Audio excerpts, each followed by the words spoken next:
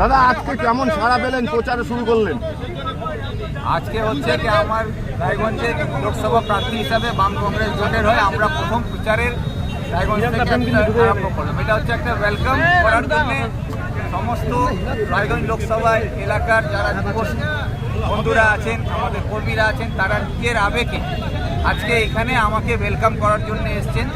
তারা নিজের খরচে নিজের গাড়ি ঘোড়া সব ব্যবস্থা করে তারা প্রায় এখানে 400 গাড়ি নিয়ে এখানে উপস্থিত সেইটাতে উপস্থিত হয়েছেন। তাতে তো রায়গঞ্জ শহরে আপনারা দেখবেন যে আমাদের বাম কংগ্রেস নেতৃত্ব আমাদের সঙ্গে দেখে মানুষের মধ্যে আমরা আবেদন করেছি, মানুষ দুহাত তুলে আশীর্বাদ দিচ্ছে, তাতে সারা পড়েছে। তাতে আমরা বুঝতে পারছি যে আগামী 26শে এপ্রিল যে নির্বাচন তার আর আমাদেরকে আমাদের এটা বুঝে যাচ্ছে যে মানুষ পড়ে গেছে, মানুষ এখন বাম কংগ্রেস জোটের পক্ষে আছে। দাদা আপনার মূল প্রতিপক্ষকে বললাম তো বিজেপি, এখানে তৃণমূলের কোনো ক্যান্ডিডেটই নাই। বিজেপির ক্যান্ডিডেটও হচ্ছে বিজেপির ক্যান্ডিডেট, তৃণমূলের ক্যান্ডিডেটও হচ্ছে বিজেপির ক্যান্ডিডেট। তো এখানে লড়াইটা হচ্ছে বিজেপির সঙ্গে কংগ্রেসের। তৃণমূল প্রার্থী দিতে পারেনি, তৃণমূল দলের এত দূর অবস্থা কি তারা নিজের দলের প্রার্থী দাঁড় করাবার জন্য একজন ব্যক্তি রায়গঞ্জ লোকসভা থেকে পায়নি। তার জন্য বিজেপির বিধায়ককে তৃণমূল প্রার্থী করে নির্বাচনে লড়তে হচ্ছে। এতে পরিষ্কার হচ্ছে কি বিজেপির সঙ্গে একটা সমঝোতা করে আগামী দিনে যাতে বিজেপি এখানে নির্বাচনে লড়াই করলে যদি জয়লাভ করতে পারত, তাহলে বিজেপিকে এই আসনটা তুলে দেওয়ার ব্যবস্থা মমতা ব্যানার্জি করে দিয়েছেন কৃষ্ণ কল্যাণীর প্রার্থী করে।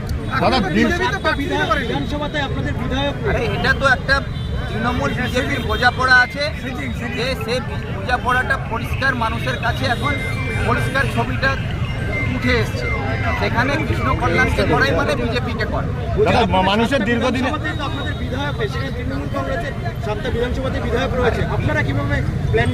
বিধায়ক না থাকলেও জনসমর্থন আছে, জনগণ আছে, কংগ্রেসের সঙ্গে আছে। ভোট দেবে জনগণ, বিধায়ক ভোট দেবে না, ভোট দেবে জনগণ। জনগণের আশীর্বাদ নিয়ে আমরা লড়াই করছি। জনগণ আমাদের সঙ্গে আছে, সেটা প্রমাণ হচ্ছে। দাদা দীর্ঘদিনের দাবি উত্তরবঙ্গবাসীর এইমস, সেই ইস্যু নিয়ে এবছর কিভাবে লড়বেন এই ইলেকশনে? এই লড়াইটা তো আমাদের সত্যি নেতা প্রিয়রঞ্জন দাসমুন্সী এই স্বপ্নটা আমাদের উত্তর দিনাজপুরবাসীকে দেখিয়েছিলেন এই পানিশালাতে এইমস হবে। সেই স্বপ্ন উনি যাওয়ার আগে আপনার চেষ্টা করে পূরণ করে দিয়ে গেছিলেন। বিজেপি সরকার আসার পরে সেই ওনার স্বপ্নকে কার্যকরী করতে বাধ্য হয়েছিল এবং পানিশালাতে এইমস হবে এইটা আমরা সবাই জানতে পেরেছি। কিন্তু তখন যে মমতা ব্যানার্জি কংগ্রেসের হাত ধরে সরকারে এসেছিলেন, সেই প্রিয়রঞ্জন দাসমুন্সীকে দাদা বলে উনি সবসময় করেন, শ্রদ্ধা করেন। সেই মুন্সি বারে বারে ওনার কাছে রিকোয়েস্ট করার সত্ত্বেও এই এলাকা থেকে কংগ্রেসের পক্ষ থেকে বাম কংগ্রেস সমর্থক সবাই আমরা আবেদন করেছিলাম এই এইমসটা যাতে এখানে থাকতে দেয়। কিন্তু জমিও দেওয়ার ব্যবস্থা হয়ে গেছিল। সব কিছু থাকার সত্ত্বেও মমতা ব্যানার্জির একটা হঠকারী সিদ্ধান্ত উত্তর দিনাজপুরবাসীকে বা উত্তরবঙ্গের মানুষকে চিকিৎসা থেকে বঞ্চিত করে বেসরকারি চিকিৎসা ব্যবস্থার মুখে ঠেলে দেওয়ার জন্যে এখান থেকে এইমসকে তুলে নিয়ে গিয়ে উনি কল্যাণীতে বসেন। তার জন্যে এই এলাকার মানুষও ওনাকে ক্ষমা করবে না। আজকে যারা অসুস্থ হয় বিভিন্ন রাজ্যে যেতে হচ্ছে, তার কারণ হচ্ছে মমতা ব্যানার্জি। যে সুবিধাটা আমরা এখানে পেতে পারতাম পাই। সেই জন্য আমাদের এটা লড়াইয়ের মধ্যে একটা আমাদের দাবি থাকছে কি যাতে আমাদের এলাকায় রায়গঞ্জের মানুষ যাতে সুস্থ চিকিৎসা ব্যবস্থা পায়, উন্নত চিকিৎসা ব্যবস্থা হয়, তার জন্য সরকারকে দিয়ে ব্যবস্থা করাবার লড়াই আমরা করি। প্রিয়রঞ্জন দাসমুন্সীর সেন্টিমেন্ট এবার প্রচারে কতটা কাজে লাগবে? দেখুন, প্রিয়রঞ্জন দাসমুন্সী শুধু রায়গঞ্জ লোকসভার একজন সাংসদ ছিলেন না, উনি পশ্চিমবাংলার শুধু নেতা ছিলেন না, উনি পুরো ভারতবর্ষের রাজনীতিতে একটা আলোড়ন তুলে দিয়েছিলেন। ভারতবর্ষের যদি রাজনীতির ইতিহাস লেখা হয় তো প্রিয়রঞ্জন দাসমুন্সীকে প্রথম শ্রেণীতে রাখতে হবে।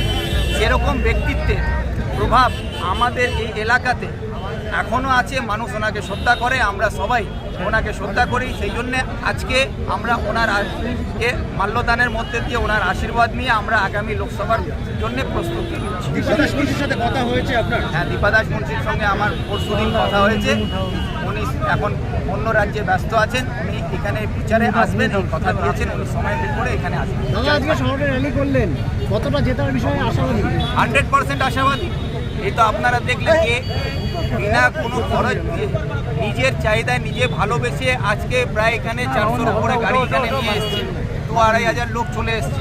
তারা তো আসছে নিজের ভালোবেসে। এই যে ভালোবাসাটা আছে এটাই তো প্রমাণ করছে কি মানুষ কি চাইছে। ঠিক আছে।